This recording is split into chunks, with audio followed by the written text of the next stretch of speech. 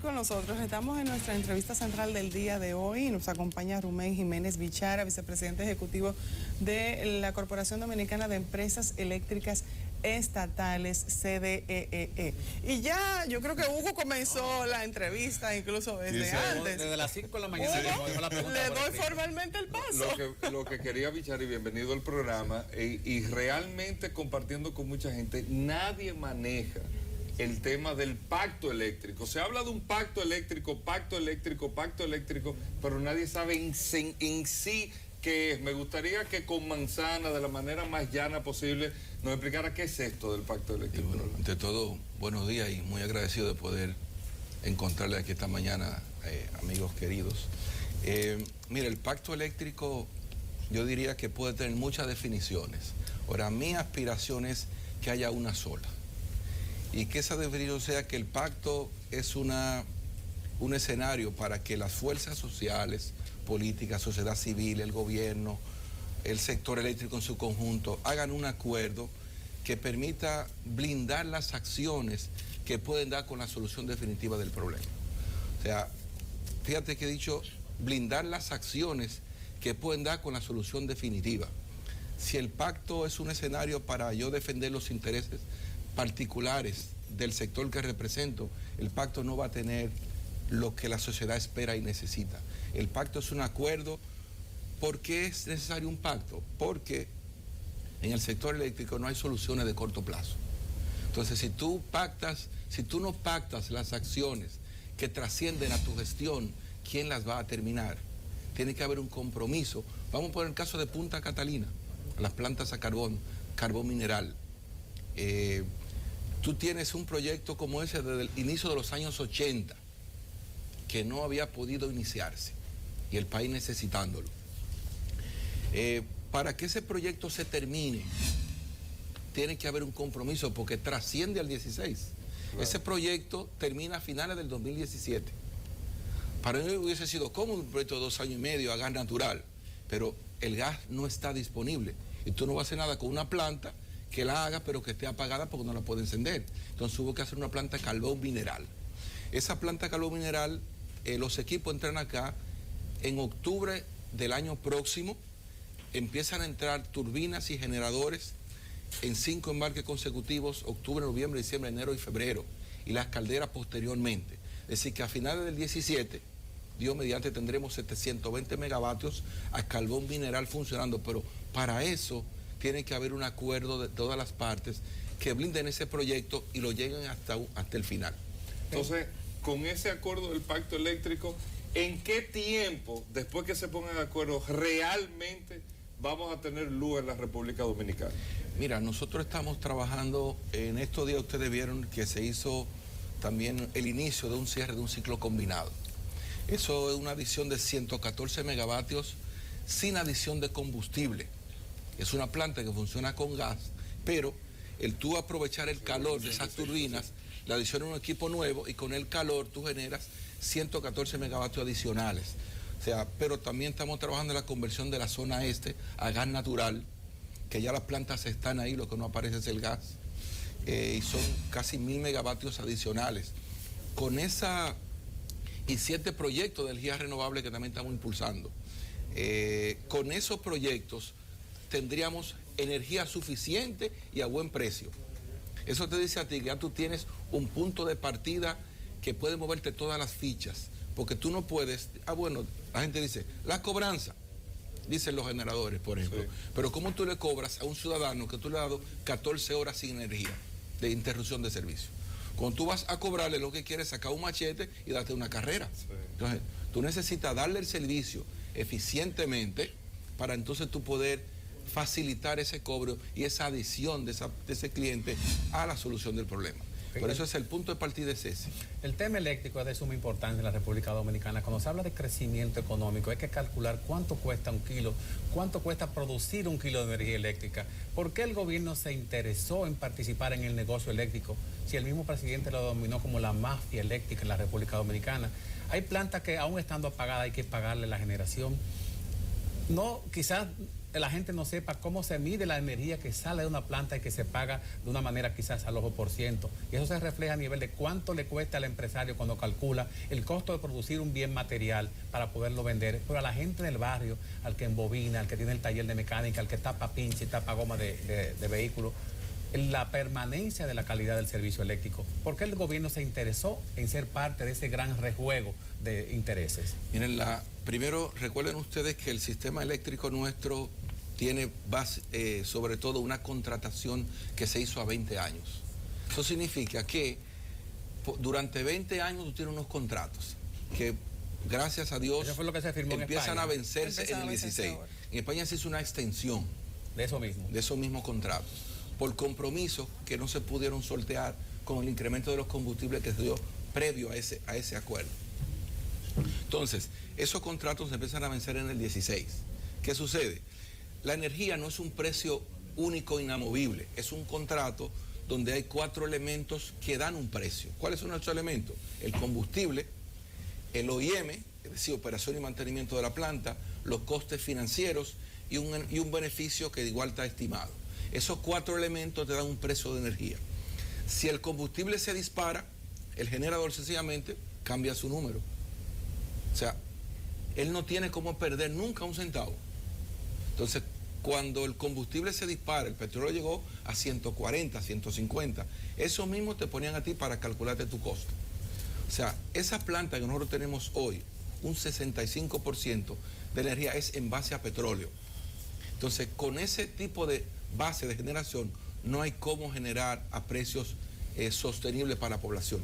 Por eso hay que cambiar la base de generación. Hay 3 estudios de previsión de demanda que dicen que hay que instalar en el país 1.451 megavatios urgentemente. Entonces el gobierno tiene que lanzarse a construir unas plantas para poder satisfacer esa necesidad, que de no hacerlo puede colapsar el sistema eléctrico nacional. Por eso el gobierno, para acelerar eso, tiene que decidirse a hacer esas plantas, y es lo que ha hecho. Porque el sector privado no se motivó a hacerlo. Bueno, no lo ha hecho. Porque además, fíjense ustedes, ¿cuál era la motivación de ellos si tenían toda su energía vendida en un contrato a 20 años? Dirán, bueno, yo no tengo ni por qué preocuparme ni por los precios, porque hay que comprarme a mí. Tengo mi contrato a 20 años y esto es yo o yo. Y no hay, o sea, es una situación. Ahora, ¿pueden ellos vender más barato? Tampoco pueden, porque hay que ser justo. Ellos no pueden vender más barato porque producen con derivados de petróleo. Y cuando le suman ese coste, más OIM, más financiamiento, obviamente le da un precio que es lo que nosotros no podemos ni siquiera transferir al cliente.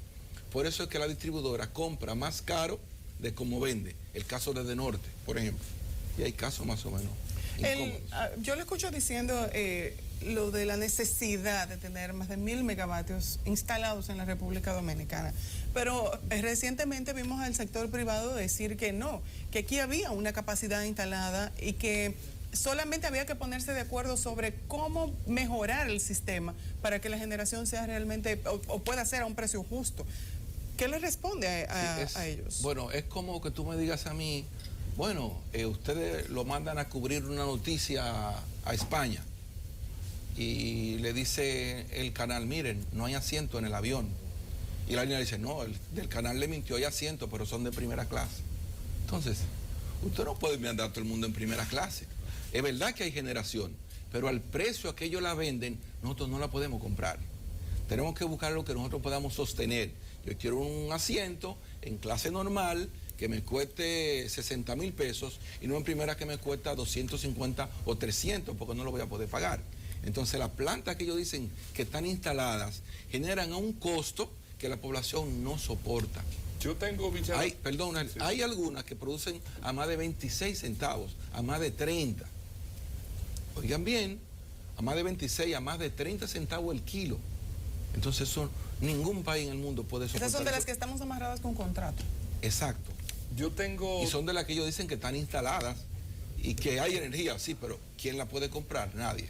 Franklin ponía un buen ejemplo con el tema del barrio, el que trabaja, el que tiene su negocito y todo eso. Nosotros mismos que estamos trabajando República Dominicana para hacer un destino de inversión, que venga inversionistas, pero no somos competitivos con el tema de la energía por el precio de la energía. Yo tengo 35 años, desde que yo era chiquito y que recuerdo, se está hablando aquí de la solución de la luz. Hemos viniendo. Entonces, vuelvo con la pregunta, después del pacto eléctrico, después de la planta de carbón, ¿se va a resolver el problema de la luz? ¿Vamos a tener una luz más barata en la República Dominicana? Con mucha sinceridad, ¿o todavía falta, después del 17 falta otro paso más? Mira, vamos a verlo. Tú tienen un proyecto ahora de 720 megavatios, que es el de Punta Catalina. Para darte una idea matemática rápida de lo que eso significa, estamos hablando de que tú vas a inyectar al sistema 720 megavatios y lo vas a sustituir por otros que hoy generan a petróleo. Tú estás sacando energía de 26 centavos e inyectando energía de 12 centavos. Si tú coges de 12 a 26... Se traduce automáticamente son 14, menos de la mitad. Son 14. 14 por 7, tú estás hablando de que en el tope, tú estás hablando de 900 millones de dólares al año de ahorro de compra. Oye el número, estamos hablando, solamente de ahorro en compra con ese proyecto. Ponte tú que se logra el 50% de eso, pero siguen siendo casi 500 millones de dólares de ahorro en un año nada más de compras. Ese proyecto se paga a sí mismo en un máximo de 4 años. ¿Esa generación iría al sector empresarial, al sector industrial o al sector de la comunidad? Va al sistema, pero evidentemente... ¿Cómo se diferencia la que va al sistema y llega a un lugar y la que va a otro lugar, dependiendo a quién vaya dirigida la transmisión? No, porque el sistema es todo físico. No hay una disgregación así tan unilateral, sino que es físico. Entonces ahí la energía entra y se distribuye. Ahora, el impacto en la reducción de precios es enorme, pero además tú tienes el ciclo combinado de los minas, la conversión de la zona este. Si se pacta un acuerdo de gas natural, que nosotros esperamos que a partir del 2017-18 haya gas barato. El problema es que nadie te va a financiar una planta si no tiene un contrato de gas. Tenemos que esperar para empezar en el 18 o en el 20 un proyecto y el país no soporta esperar más. Entonces, la solución está ahí. Lo que tenemos es que no desviarnos, trabajar arduamente en la ampliación y cambio de matriz de generación, porque como me decían en estos días un gran amigo, para que un producto sea barato, tiene que existir en abundancia. Y la energía que todos demandamos y necesitamos, ni está abundante, ni está barata. Imagínense ustedes, la primera tarea es hacerla abundante para que pueda tener un buen precio y pueda estar disponible para todos. Si nos imaginamos un trípode de generación, transmisión y cobro, ¿dónde está el mayor nivel de evasión de pago de la energía que se sirve? Mira, hay dos cosas. Primero, en el país nadie, cuando digo nadie no estoy excluyendo a ni un ciudadano, a nadie, pague el costo de energía que hay hoy. La energía es subsidiada por el Estado en sentido general. Fíjate que al gobierno le está costando 1.500 millones de dólares completar el pago. ¿Por qué? Porque tampoco puede transferirle al cliente el costo a que le facturan los generadores. Y ellos tampoco pueden producir más barato porque producen con petróleo. O sea, es una cadena que solo se rompe introduciendo una nueva plataforma. Y en eso que estamos nosotros concentrados. Lo de la evasión es producto también de la deficiencia de las redes. Tenemos redes con 50 y 60 años. Esas son pérdidas. Yo hablo de evasión, de falta de pago a gente que le llega la energía al poste de luz y que entra al lugar donde se consume. Hay un porcentaje de la población, obviamente, que no paga, que recurre al hurto de energía. Eso puede ser un 12-15%. Y otra parte técnica anda por un 10%. Tú tienes ahí un 25-30% de pérdida en sentido general. Okay, mencionaba un punto que lo tenía aquí. Y es el tema de las redes. De nada sirve que integremos al sistema 1.000, 2.000, lo que quieran, los kilovatios que quieran, si no tenemos unas redes adecuadas por las cuales se pierde alrededor del 30% de la energía. Eso es impresionante. ¿Qué se está haciendo a la par para poder solucionar ese problema? Mira, ha habido un ejercicio interesante, exitoso. Nosotros hemos desarrollado en los últimos 2 años con un financiamiento de organismos internacionales que había negociado Celso en su momento. Ese dinero entró y nosotros pudimos terminar 72 proyectos en la zona fuera de la zona urbana. Esos 72 proyectos, donde se ha logrado rehabilitar las redes, le hemos dado 24 horas de energía. Esas 24 horas de energía, la gente la está pagando religiosamente. pero las redes han sido blindadas y sustituidas por redes más eficientes. O sea, cuando el servicio puede llegar y hay recursos para tú rehabilitar, tú puedes lograr una buena armonía con el cliente. Pero claro, esa energía igualmente es subsidiada. Ellos la están pagando, pero no el precio que es. Entonces, la tarea, ¿cuál sigue siendo? Cambiar el parque de generación a una base más económica. Ellos la pagan, pero no saben que están pagando una parte nada más. La otra parte sale de un dinero que puede ir para hospitales, para generación de empleos, como tú señalas, porque ¿cuántas empresas se han ido por falta de precio competitivo de energía? No, es que no hay forma. Ha habido una diáspora de procesos productivos que se han ido del país. Hoy vienen los productos terminados, pero sin generar aquí los empleos ni la adición de valor que podemos hacer por falta de precio competitivo de energía. Nosotros tenemos que hacer una pausa brevemente, una fecha, si podemos decir. De hecho, 3 veces la pregunta: ¿cuándo se va a resolver el problema Pasado eléctrico? mañana. ¿Para cuándo se va a resolver? Podemos Pasado tener una mañana. fecha en el 17, en el 20, en el 25. ¿Se sabe, Bichara? Mira, los proyectos en la forma que están previstos, tendríamos energía suficiente para el presente y para años futuros a partir de finales del 2017. En este periodo, como dice el licenciado, hay que trabajar con las redes para que esos proyectos terminen en paralelo. Termino mi parque de generación y hago la rehabilitación y trabajo en la eficiencia. ¿Se acabó el problema de la luz? Son 3 ejes fundamentales y 4 con la transmisión, que a finales del 17 debería haber el problema totalmente resuelto. Y yo agregaría ahí el tema de la renegociación de los contratos. Señores, que ya en el 16. por eso digo, Sí, eso hay que agregarlo. Señores, vamos a una pausa y enseguida vamos a regresar. Primero hablando sobre temas, ya afinando detalles sobre el tema de energía eléctrica. Pero después también quisiéramos hablar con el político. Vamos a la pausa y ya volvemos.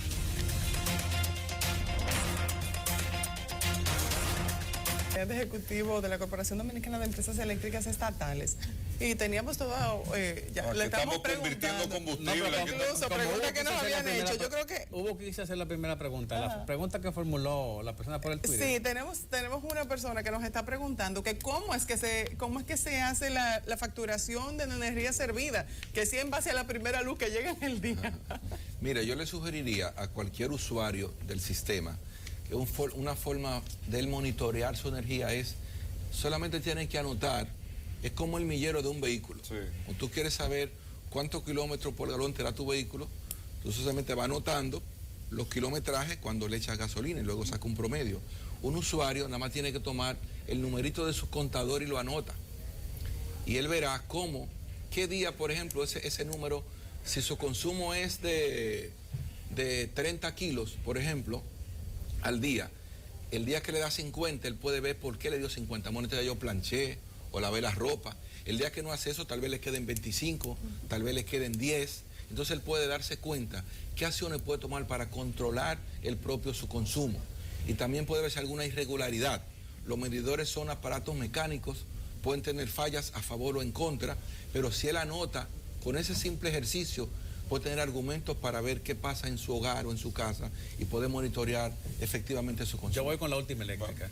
El pacto eléctrico que se vaya a firmar puede implicar el compromiso del Estado y del sector privado que invierte en que no se venda lo que se está instalando en Punta Catalina, que el Estado llegue a un momento que diga no me conviene seguir haciendo negocio, o el sector privado le proponga al gobierno comprárselo y se venda como se hicieron con muchas cosas de la CDE antigua. Mira, ahí podemos estar tranquilos en esa parte porque, como le decía, la energía es una fórmula.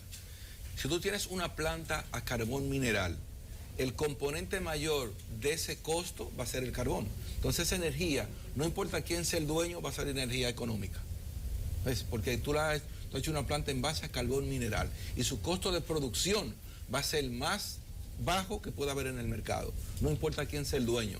Y ese costo es el que va a primar al momento de vender. Sí, pues hay situaciones en las cuales el Estado, el gobierno, tiene unas vinculaciones políticas y económicas muy fuertes, que no son las reglas que se hayan establecido que la gente ve por arriba, sino que una asociación entre el gobierno, los funcionarios del gobierno con el sector privado, hagan que se venda lo que el dinero que se ha invertido de la población, del ahorro interno o de préstamos internacionales. ¿Quién le asegura a la República Dominicana de que en 2 años, en 3 años, no se va a vender eso al sector privado?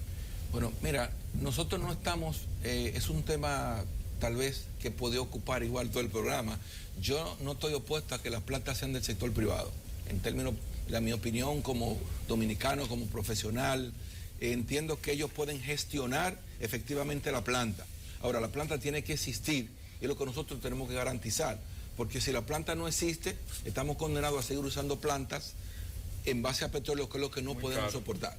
Pero si hay una buena negociación, y creo que la inquietud tuya, que igual comparto, que sea en buena lid, que sea un contrato bien para el país, el que pueda salir producto de una negociación así, nosotros nos comprometemos que eso debe garantizarse a nivel de gobierno. ¿Cuándo pudiera estar comenzando el pacto eléctrico? Bueno, el pacto eléctrico ya salió el decreto, que es, digamos, el banderazo. Salieron ahí los componentes del pacto. Nosotros, como CDE, hicimos 27 reuniones con todos los sectores vinculados al tema eléctrico y sociedad civil, universidades, partidos políticos, sectores del servicio energético, y entregamos un dossier al comité como un insumo para que ellos vean qué piensan los sectores y cuál es su aspiración con el pacto. Esperamos le haya sido de utilidad, pero ya en cualquier momento estarán convocando a las partes para empezar la mesa de trabajo. Vamos a cambiar al tema político. 2 años del presidente Medina. El señor usted, Bichara, fue el que lideró el sector externo del presidente de la República. Y a 2 años, aparentemente, y el presidente siempre lo dijo, no hay cabezas no hay sombreros para tantas cabezas. Aparentemente solamente habían 2 o 3 sombreros, porque realmente hay un sector externo que ha quedado fuera de participación, de decisión del gobierno del presidente Medina. 2 años después nos hemos dado cuenta que se ha quedado, y es verdad lo que todo el mundo dice, es un gobierno del PLD, el partido no puede cambiar, pero se ha quedado prácticamente una nómina igualita del mismo gobierno anterior. ¿Qué ha pasado ahí, Bichara, con el sector externo? Sí, mira, yo pienso que hubo un ejercicio, si se quiere, único de lo que fue el trabajo del sector externo. A nosotros... Fue importantísimo. A nosotros, recuerda que si vemos la estrategia en ese momento, porque la estrategia varía según cada circunstancia. Claro. En ese tiempo, iniciamos con un trabajo del sector externo, luego hicimos un paréntesis, formamos todos los comandos de campaña internos, hicimos 2 frentes que luego se unificaron. Y nos tocó trabajar en ambos frentes, tanto en la parte externa como en la parte interna. Ahora, debo reconocer que el sector externo nunca había tenido tantos ministerios como tiene hoy y direcciones. Primera vez. Y yo pienso que ha sido un reconocimiento a ese trabajo que fue determinante para el triunfo del partido y del propio compañero presidente Danilo Medina. Yo pienso que si uno lo ve así, hay muchos compromisos todavía que hay que honrar. Y créeme que es algo que día a día nos cuestiona. Pero también tenemos que reconocer que en términos relativos, nunca se había dado tanto espacio a la sociedad civil dentro de un gobierno, y si ustedes sacan nombres se van a dar cuenta que así ha sido. Ustedes sacan ministerios principales, fundamentales, están en manos del sector externo. ¿Qué se necesita? Que ellos sean, digamos, más conectados con esos movimientos que esperan una respuesta, porque se le ha dado bastantes posiciones para que puedan ayudar a solucionar problemas de ese tipo. Bichara, en el ambiente político dentro del Partido de la Liberación Dominicana, o lo que se refiere al PLD, de lo que se habla es de quién pudiera ser el candidato. Eso es lo que más ocupa la atención, sobre todo porque hemos visto una gran cantidad de personas que aspiran. Sin embargo, todo el mundo espera a ver cuál es la decisión que tomará el presidente Danilo Medina. Ya hay una intención de llevar el tema de la reelección al comité político del PLD, que todavía no se ha reunido. La sorpresa es que después de reunirse regularmente los lunes, de repente ya no se reúne. Se habló de eso y más nunca. Con otros temas también que están muy candentes, y están esperando, parece como que baje un poco la tensión. Pero desde el sector externo, ¿se está también impulsando una reelección del presidente Danilo Medina? Mira, lo primero, la reunión del comité político, se trató de hacer 1 o 2 reuniones previo a una programación de salidas que tenían programadas miembros importantes del comité político, pero esas reuniones no se pudieron dar. Entonces vino el tema de la salida y entradas que tenían programadas. La reunión se ha dilatado, pero entiendo que en cualquier momento el CP podría ser convocado a su reunión ordinaria, que ya está bastante atrasada. Sobre el tema de las candidaturas, todo el mundo la ha lanzado para el próximo año el tema de discusión. Y como sector externo se terminó una etapa pero no está el sector externo, digamos, en acción política todavía. No, eso no. Hay movimientos. ¿No va el presidente? Hay movimientos. Bueno, él ha dicho que es un tema que va a hablar de eso el año que viene. Pero no va. Es una decisión que él tendrá que tomar en su momento. ¿Qué usted opina? ¿Tiene que ir el presidente? Yo opino que de manera particular. Yo opino que él hará una ponderación de cómo está la correlación de fuerzas, cómo se ve el partido, cómo lo vean de dentro del partido, cómo lo vea su comité político, cómo lo vean las personas cercanas, todos nosotros, y en base a eso, y lo que él ya tenga... ¿Y usted cómo lo ve? Yo veo que igualmente hay que esperar. Yo creo que hay que esperar. Pero cuando el presidente Medina decidió participar en el sorteo del Congreso No Rebotello, no para tener más silla en el salón, ni tener más silla en el comité político, hay una intención de una estrategia posterior a lo inmediato. ¿Cuál es la intención posterior a lo inmediato? Pero yo pienso que ahora mismo el partido, primero, no tiene la necesidad de tomar una decisión en este momento. Y eso, lejos de ser una desventaja, lo que le dé una gran ventaja. Entonces,